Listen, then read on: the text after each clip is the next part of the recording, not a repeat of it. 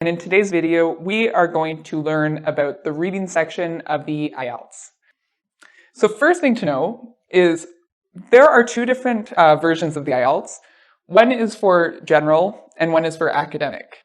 If you're doing the IELTS for things like immigration, you will probably be doing the general. Whereas if you're doing the IELTS to get into a university in Canada, England, Australia, you will probably be doing the academic. So there are a lot of similarities in terms of the reading passages on the general and academic versions of the IELTS. The readings are different, but there are some things that are the same. In both cases, on the general and the academic, the reading module lasts for 1 hour. In this hour, you are going to see 3 texts or 3 passages. So there's 3 sections. Another thing to know is that you will also have to transfer your answers onto an answer sheet. That will also be a part of this 1 hour. For both the general and the academic, there are 40 questions.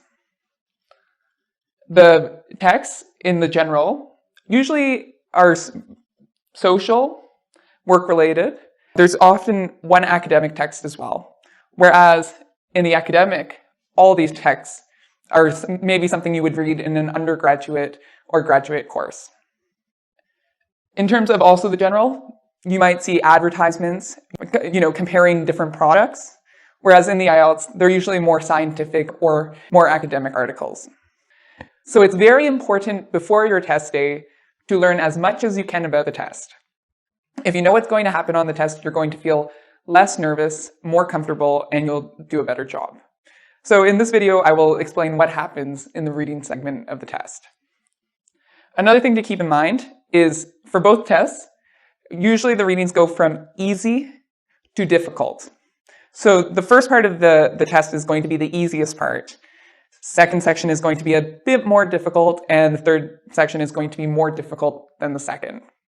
So keep this in mind when you're planning your time for the IELTS, because if you spend all your time on the first section, that's actually the easiest. It's better if you spend less time on the first section, more time in the middle, and the most time at the end. So in both the academic and the general, you're going to see a variety of questions. Okay, there are many different question types, and the best way to prepare for the IELTS is to learn about these question types. You might see multiple choice, where they'll want you to pick A, B, C, D, sometimes E. Short answer. Sentence completion. You might see tables, charts, diagrams. You might have to read something and then fill in a diagram based on the information you read. Sometimes there's summary completion. Paragraph headings, where you have to match a heading with the correct paragraph. You might need to locate information.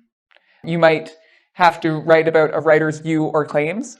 You might get a question on classification, or you might get a matching question. So the main point here is that it's important to know there are many, many different question types you can get on the IELTS. It's also important to know with the reading module of the IELTS where it comes on the test. The first thing you do on the IELTS is listening. The second thing will be reading, and then after that, writing. So just so you're aware of where it comes, reading is in the middle. Stay tuned for next video on reading section. If you like the video, please subscribe and share to your friends.